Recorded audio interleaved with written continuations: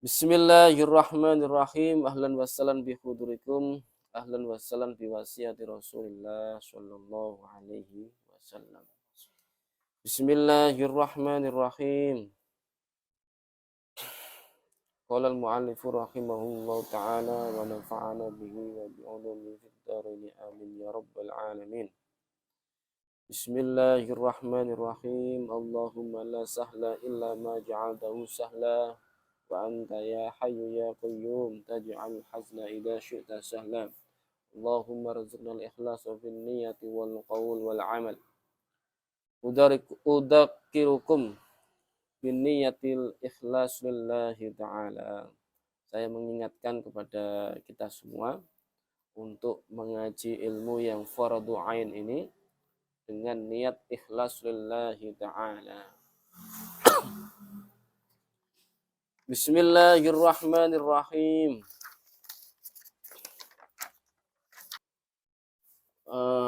Karena berhubung ini maulid ya, kita sedikit berbicara tentang maulid sebentar. Jadi maulid itu hukumnya adalah sunnah. Sunnah yang bid'ah hasanah. Bid'ah hasanah. Jadi bid'ah menurut Imam Syafi'i itu ada dua, bid'ah hasanah dan bid'ah mahmudah dan bid'ah madmumah. Mahmudah itu yang baik. Nah, bid'ah itu banyak sekali. Jadi sesuatu perkara, baik perkara dunia maupun perkara akhirat, yang jika ditimbang dengan syariat Islam, tidak melanggar sedikit pun, maka itu disebut bid'ah hasanah. Baik perkara dunia ataupun perkara akhirat. Contoh perkara dunia, jenengan bawa motor ke sini itu perkara dunia, tetapi digunakan untuk kebaikan. Nah, dulu kan tidak ada motor, adanya kuda atau onta. Nah, kan begitu. Jadi itu perkara dunia yang digunakan untuk kebaikan. Nah, itu juga hasanah. Nah, yang perkara akhirat, mulai dari mengumpulkan mushaf Al-Quran yang tidak dilakukan oleh Nabi. Jadi Al-Quran dikumpulkan yang dari potongan-potongan tersebar di mana-mana, itu termasuk bid'ah hasanah. Dimulai dari Khalifah Umar bin Khattab. Itu pun tidak ada titik ataupun harokat. Belum ada titik dan belum ada harokat. Kemudian di masa Utsman bin Affan baru ada harokat. Kemudian setelah sahabat Ali yaitu Muawiyah itu baru ada titik. Baru ada titik. Ba, ta, sa, jim dan seterusnya. Jadi itu pun khotnya tidak khot seperti ini yang kita pakai. Khotnya dulu itu kotak-kotak. Jadi khot aslinya itu khot kufi. Tahu khot kufi? Jadi khot bahasa Arab itu kan macam-macam. Ada khot kufi, sulus, naskhi, ya, kemudian enggak paham. Kalau enggak kaligrafi ya enggak paham. Jadi khot itu macam-macam, ada khot kufi dan macam-macam. Jadi kufi itu kotak-kotak, sulus ya ini seperti ini. Ini naskhi namanya. Ada Jawi. Jawi itu yang Arab Al-Qur'an yang Arab zaman dulu itu kan khot Jawi. Tulisannya ya itu khot Jawi namanya itu. Khot Jawi. Khot yang ditulis oleh orang-orang Jawa. Seperti itu. Kemudian khot naskhi sulus. Sulus itu biasanya buat kaligrafi kayak Ali bin Abi Thalib itu sulus namanya. Yang bagus itu, yang kayak ada jenis. Nah, itu namanya semua itu namanya bid'ah hasanah. Kemudian Umar bin Khattab juga mengumpulkan orang-orang sholat tarawih. Ya, yang tadinya tidak ada namanya tarawih, tidak ada. Sebelum Umar bin Khattab mengumpulkan jadi satu itu tidak disebut tarawih. Kemudian Umar bin Khattab mengumpulkan itu, kemudian beliau berkata, nikmatul bid'ah hadihi. Jadi nikmat bid'ah itu ini maksudnya. Ini ya sholat tarawih itu maksudnya. Nah, itu namanya bid'ah hasanah. Nikmatul bid'ah hadihi. Nah, itu perkataan Umar bin Khattab. Dan masih banyak lagi, termasuk sholat sunnah ketika mau dikisos, dibunuh, tapi secara kisos. Yaitu yang melakukan bukan Nabi, tapi ada satu sahabat yang kena kisos. Kemudian sebelum dikisos itu dia sholat dulu 2 rakaat. Akhirnya apa? Itu diikuti oleh seluruh orang sampai hari ini. Ketika di kisos di Arab Saudi sana, itu dipersilakan untuk sholat sunnah dulu. Namanya sholat kisos. Jadi itu diperbolehkan, tidak masalah. Itu dimulai dari sahabat yang di kisos tadi. Jadi intinya itu. Jadi kita tidak boleh berlebihan dalam bermaulid. Ya, tidak boleh berlebihan atau hulu. Hulu itu berlebihan. Lawannya hulu itu tidak sampai pada syariat atau teledor, istilahnya ceroboh. Tidak sampai pada hukum syariat. Jadi lawannya hulu adalah teledor. Tidak sampai pada syariat. Kalau hulu melebihi syariat, artinya berlebihan. Contohnya apa? Mengatakan bahwa Nur Muhammad itu min nurihi. Jadi kalau jenengan sedaya itu mencermati hadis qudsinya itu, jadi Nur Muhammad min nurihi. Artinya apa? Nur dari nurnya Allah, kan gitu. Dan ini sudah bertentangan dengan syariat. Nggak mungkin Allah itu melahirkan atau mengadakan dari dirinya sendiri, kan nggak mungkin. Karena apa? Lam yalid walam yulad walam yakul lahu kufuwan ahad. Sudah jelas itu. Tidak melahirkan dan tidak dilahirkan. Tidak mengadakan sesuatu dari dirinya atau seperti itu. Maksudnya tidak mengeluarkan dan tidak dikeluarkan. Maksudnya begitu. Paham maksudnya? Nah, jadi kesalahannya Nur Muhammad itu, seluruh hadis itu menyatakan seperti itu.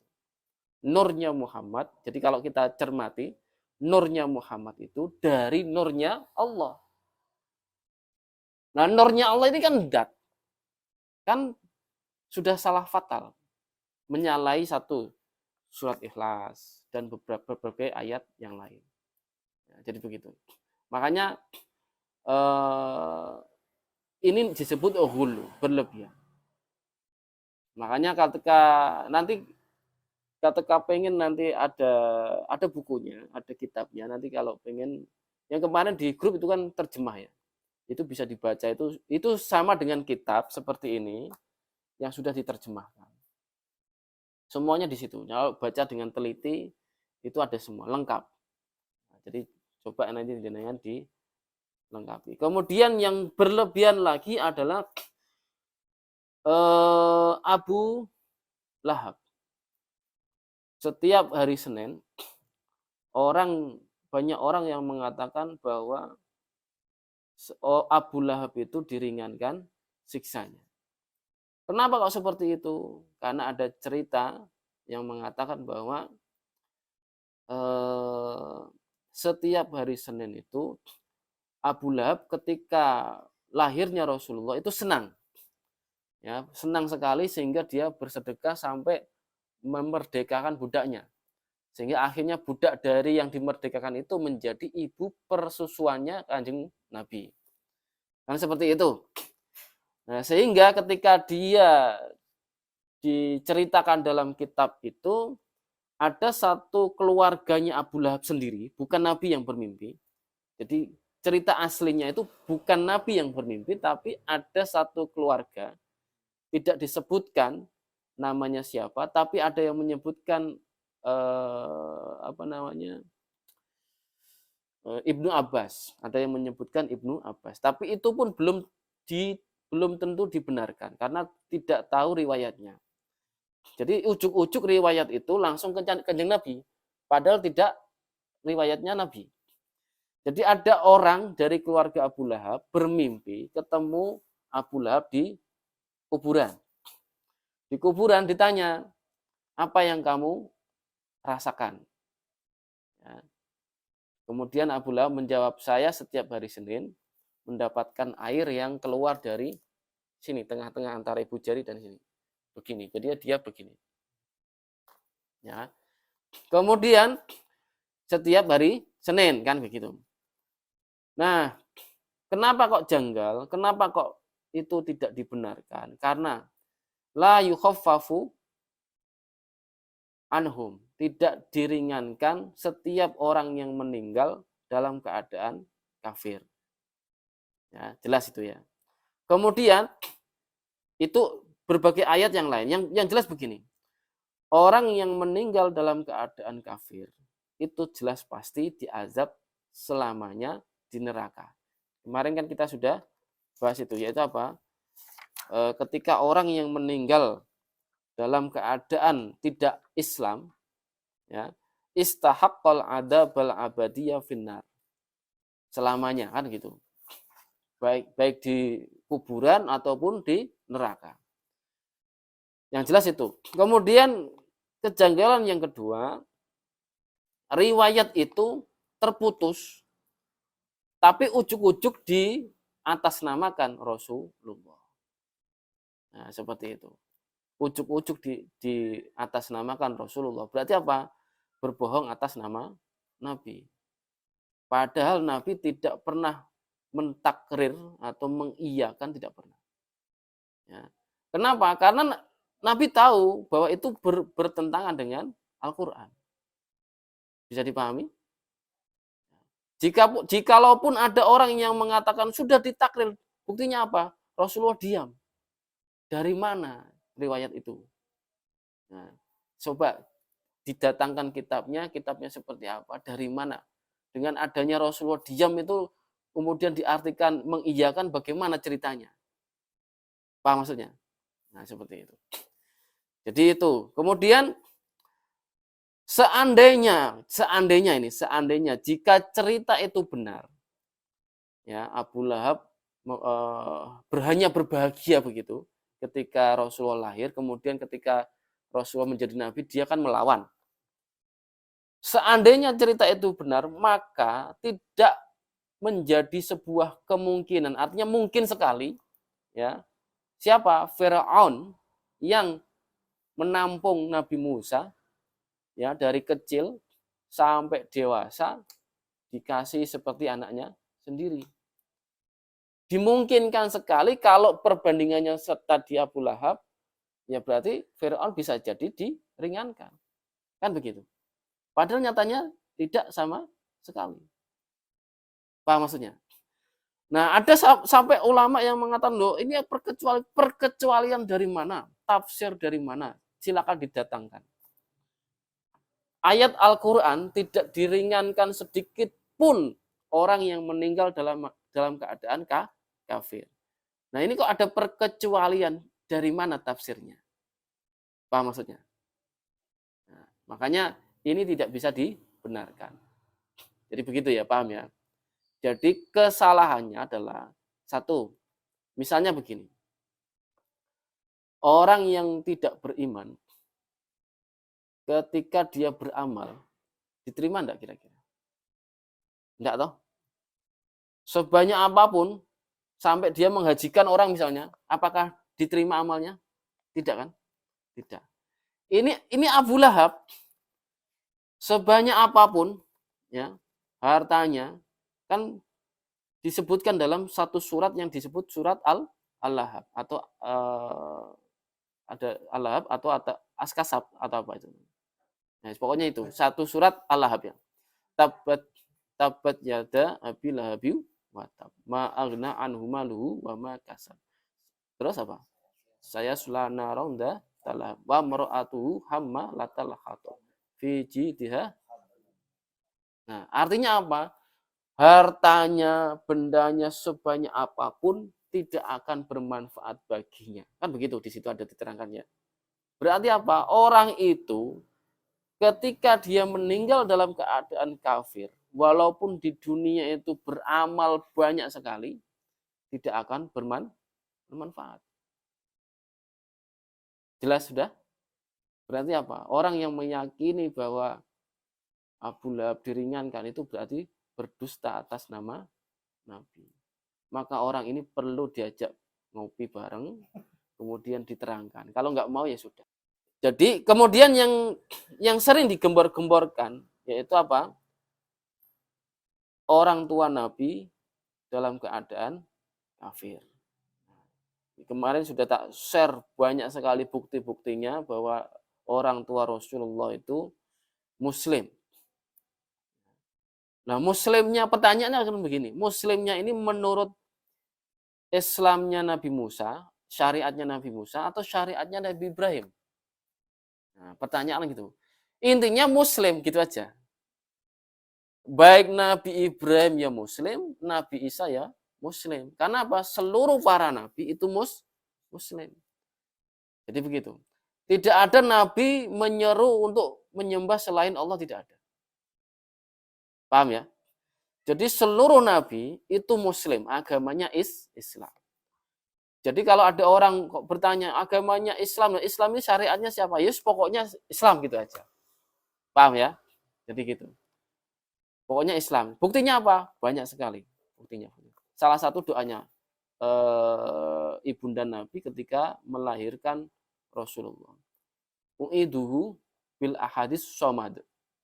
Ahad as-somad. Ini nama-nama Allah. Ya.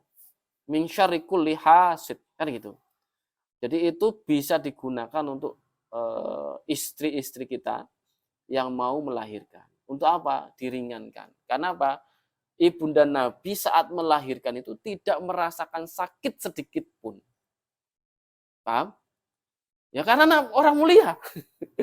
Tapi sebelum lahir itu kan doanya itu, maksudnya gitu. Jadi begitu ya. Nah, dan masih banyak lagi yang perlu diluruskan. Tetapi yang paling pokok itu. Nah, yang perlu diketahui adalah Maulid itu kan memperingati lahirnya Rasulullah. Rasulullah itu orang pilihan, makhluk termulia. Dengan lahirnya Rasulullah, kita mengenal Islam. Dengan lahirnya Rasulullah, dunia menjadi terang benderang. Artinya apa? Rasulullah ini membawa, mengubah dari kegelapan menjadi terang benderang. Ila yaumil kiamat. Nah, berarti apa? Kita merayakan Maulid ini dalam arti bersyukur kepada Allah bahwa kita bisa Islam. Dengan Islam kita akan selamat. Karena nanti di surga itu ada Rasulullah. Dengan Islam kita bisa masuk surga. Walaupun nanti orang Islam itu ada 3 kondisi. Yang pertama, orang Islam yang masuk surga tanpa azab. Ya, siapa mereka? Ya para nabi dan orang-orang soleh. Orang-orang yang meninggal bertobat terlebih dahulu. Ya, itu orang-orang soleh, bertobat terlebih dahulu, kemudian meninggal. Itu berarti apa? Tidak diazab. Nanti tidak diazab. Kemudian yang kedua, ini orang Islam yang meninggal belum bertobat. Nah, orang yang meninggal belum bertobat ini ada 2 kemungkinan. Yang pertama adalah diampuni oleh Allah. Ya, dimungkinkan diampuni oleh Allah. Berarti kalau diampuni oleh Allah, berarti apa? Langsung masuk surga tanpa azab, tanpa masuk neraka terlebih dahulu. Nah, ini kemungkinan pertama. Tetapi jika dia meninggal belum bertaubat, orang Islam tapi meninggal belum bertaubat, tapi kemungkinan yang kedua yaitu apa? Tidak diampuni oleh Allah. Berarti apa? Dia masuk neraka terlebih dahulu. Sampai dia selesai hukumannya. hukumannya itu bisa selesai sampai selesai, benar-benar selesai, atau belum selesai sudah dapat syafaat kemudian diangkat ke surga. Paham maksudnya?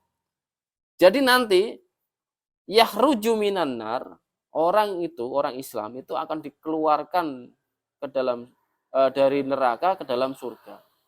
Itu sudah ada hadisnya. Ya, yahruju minan nar, orang yang dikeluarkan dari neraka ke surga, orang yang mingkol belihi, orang yang senantiasa di dalam hatinya ada kalimat la ilaha illallah. Paham maksudnya?